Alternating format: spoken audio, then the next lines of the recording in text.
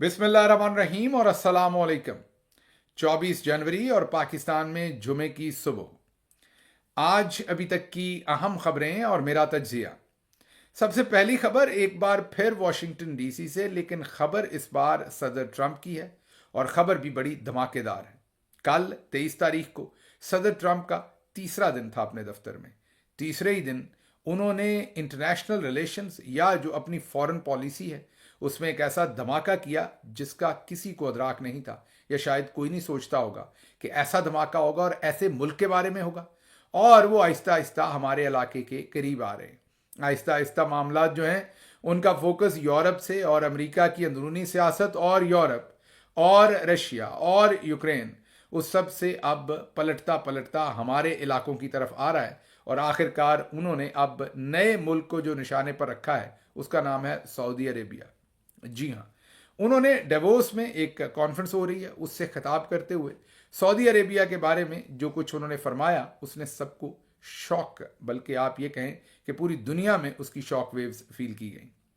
उन्होंने एक तो सऊदी अरब के जो इस वक्त के क्राउन प्रिंस हैं उनसे होने वाली अपनी बात के बारे में बताया कि मुझे मुबारकबाद देने के लिए उन्होंने फ़ोन किया, और उन्होंने उस मुबारकबाद में ये बताया कि हम आप क्योंकि आप सदर बन गए हैं तो हम प्रोग्राम रखते हैं कि अगले 4 साल में हम 600 अरब डॉलर की इन्वेस्टमेंट जो है वो अमेरिका बहादुर के अंदर करेंगे।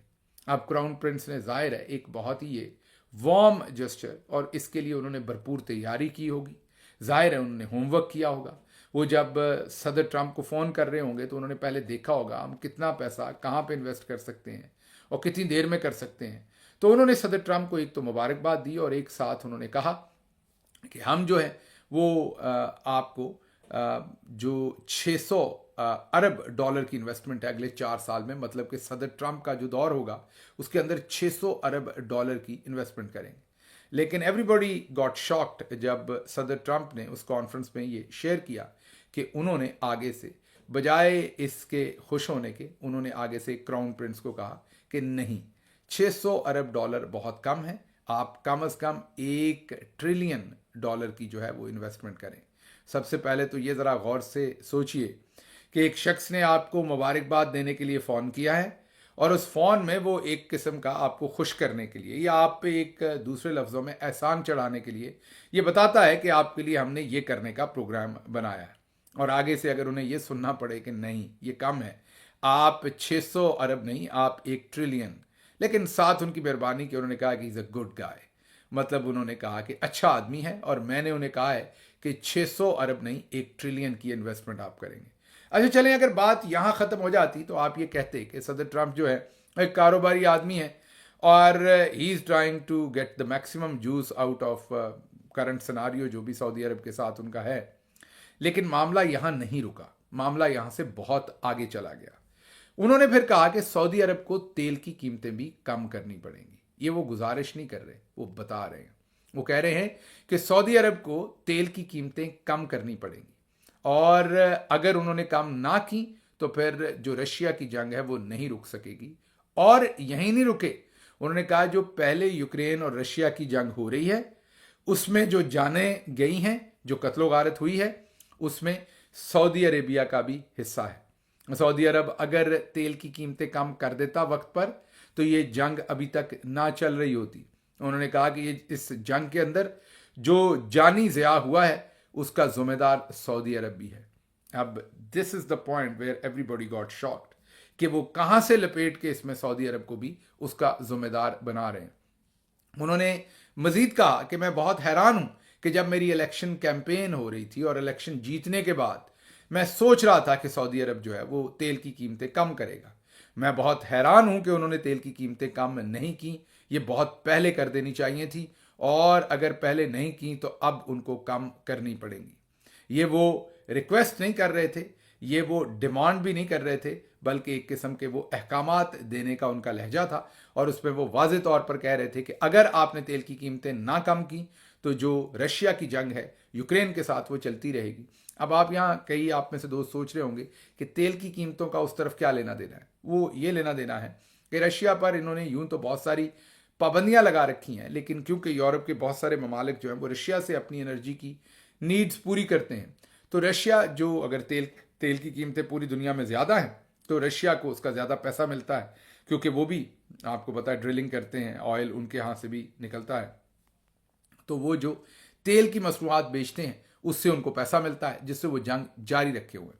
तो सदर ट्रंप का जो जंग बंद करने का तरीका है वो ये है कि जब सऊदी अरब अपना तेल सस्ता करेगा और उसकी वजह से पूरी मार्केट क्रैश करेगी, उसके बाद जो रशिया है उसको भी तेल बेचने में कम प्रॉफिट आएगा, जिससे उस जंग को बंद करवाने में वो कामयाब हो जाएंगे। लेकिन चले, ये तो एक जंग से रिलेटेड उनका जो भी आप कहें कि एक प्लान है या स्ट्रेटजी है। सदर ट्रंप एक कारोबारी आदमी है, वो हर चीज़ को कारोबार के तनाजर से देखते हैं, 2+2 देख के, या जिसे व्यापार कहते हैं, वो व्यापारी हैं और व्यापार के पॉइंट ऑफ व्यू से देख के चीज़ों को हैंडल करते हैं।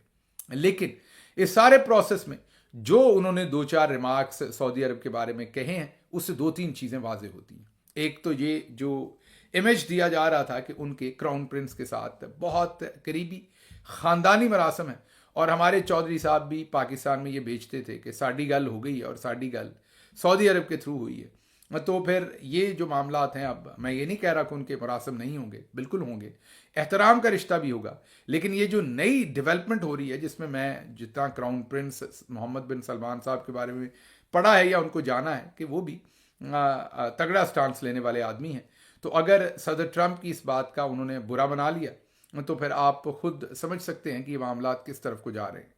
अब या तो सऊदी अरेबिया 1 ट्रिलियन की चुप करके इन्वेस्टमेंट करेगा, तेल की कीमतें भी कम करेगा, जिससे वो और बहुत बड़ा इफेक्ट लेगा अपनी इकॉनमी के ऊपर, और अगर सऊदी अरेबिया ने ये ना किया तो फिर आप समझ ही सकते हैं कि मरासम कैसे हैं।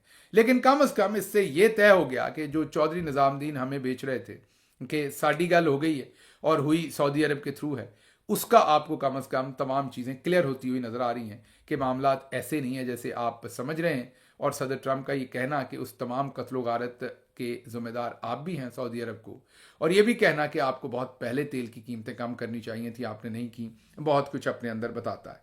अच्छा जी, अगली खबर जो है वो मलिक रियाज साहब के बारे में है। नए इंकशाफात सामने आ रहे हैं। अब नया इंकशाफ सामने आया है और वो एक जर्नलिस्ट हैं पाकिस्तानी, उन्होंने नया इंकशाफ किया और वो किया है कि मलिक रियाज साहब को मनाने के लिए साबिक DGISI लेफ्टिनेंट जनरल रिटायर्ड अब तो हैं वो नदीम अंजम, वो स्पेशली दुबई गए और उन्होंने मलिक रियाज से मुलाकात की, और इसमें सदर जरदारी ने भी हाथ बटाया, क्योंकि जरदारी साहब के मलिक रियाज से खुसूसी रिलेशनशिप है, ये उस सहाफ़ी का क्लेम है, और दोनों ने भरपूर तरीके से मलिक रियाज पर प्रेशर डाला कि आप इमरान खान के खिलाफ गवाही दे दें। उन्होंने कहा कि नहीं, मैं किसी सूरत भी इमरान खान के खिलाफ गवाही नहीं दूंगा, मैं कभी भी इस तरीके का आपकी जो सियासी मैनेजमेंट है इसका हिस्सा नहीं बनूंगा। अब ये तो खबर है किन की तरफ से, एक सहाफ़ी की तरफ से जो मिलिट्री इस्टेब्लिशमेंट के बहुत करीब समझा जाता है इस वक्त, और दूसरी तरफ DGISPR बार बार कहते हैं और हमें अंसार अब्बासी बताते हैं, और DGISPR लाहौर जाके सहाफ़ियों को ये बताते हैं कि हमारा सियासत से कोई लेना देना नहीं है, हम सियासत नहीं करते, लेकिन सहाफ़ी बता रहे हैं कि पूरी तरह से आपका सियासत से लेना देना है। आप केसेस बना रहे थे, केसेस में लोगों को गवाह बना रहे थे, उनको राज़ी कर रहे थे, ये तमाम चीज़ें आप ही की तरफ से हो रही थी।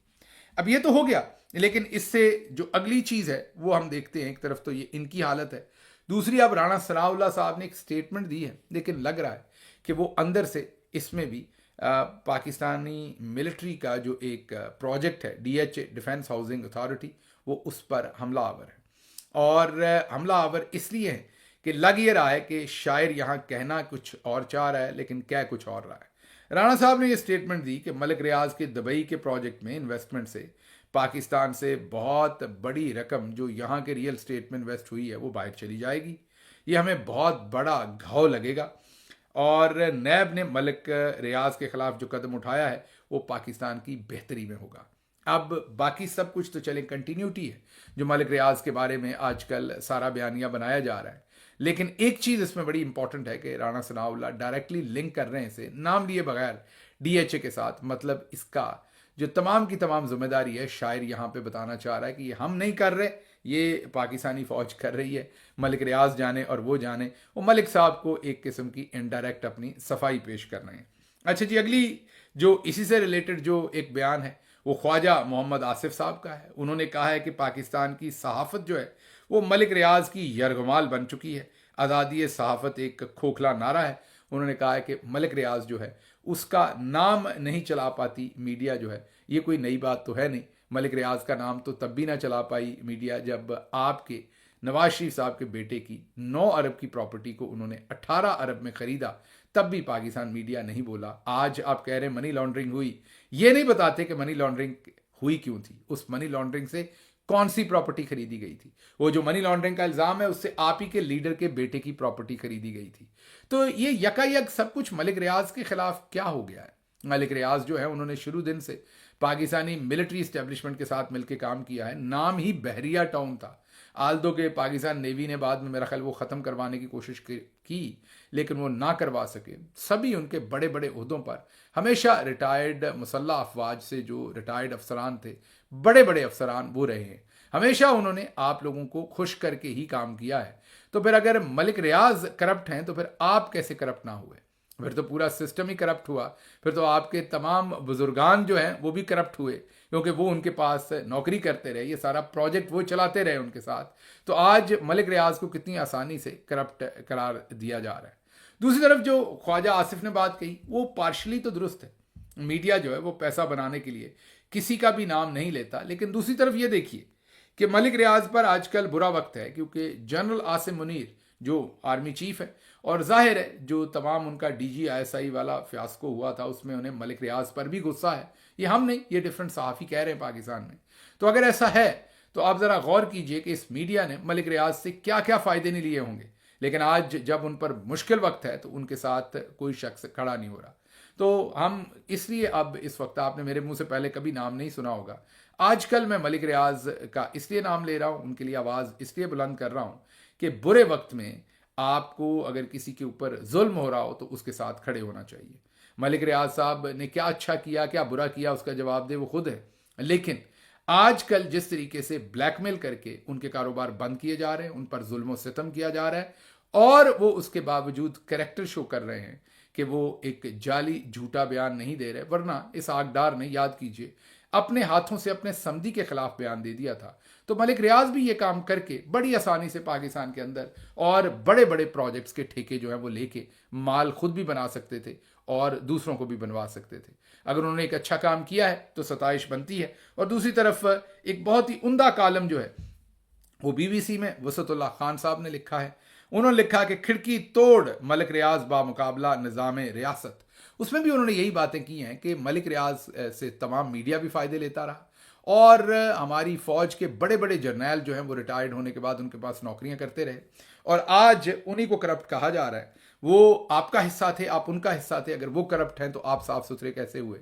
लेकिन ये एक खिड़की तोड़ मुकाबला चल रहा है, और उन्होंने कहा कि ये मुकाबला सारे के सारा अपनी जो एक पॉलिटिकल इंजीनियरिंग है उसके लिए किया जा रहा है।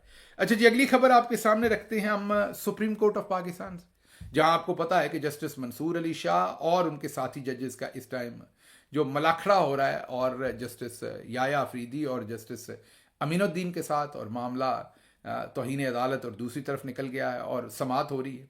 अब जस्टिस मंसूर अली शाह के हुक्मनामे के खिलाफ समाअत के लिए 6 रुकनी बेंच तश्कील दे दिया गया है। जस्टिस जमाल खान मंदोखेल, जी हाँ, जमाल खान मंदोखेल वही सीनियर जज हैं जो बातें बहुत सख्त करते हैं लेकिन उसके बाद फैसला बिल्कुल उससे उलट देते हैं। मीन उनकी जब आप बातचीत सुनते हैं तो बहुत ही असूल पसंद, आइन, कानून और बहुत ही इंपॉर्टेंट नुक्ते उठाते हैं। इससे ये पता चलता है कि वो कम से कम प्रॉब्लम को समझते हैं, लेकिन उसके बाद कोई मजबूरी होगी उनकी, उसके बाद ढेर हो जाते हैं उस प्रॉब्लम के सामने, फैसले ज़रा कमज़ोर करते हैं। उसके बाद जस्टिस मोहम्मद अली मज़हर हैं, उसके बाद जस्टिस अतर मिनल्ला है, उसके बाद जस्टिस सैयद हसन अजहर रिजवी हैं, उसके बाद जस्टिस शाहिद वहीद हैं, और फिर जस्टिस मुसरत हलाली साहबा हैं।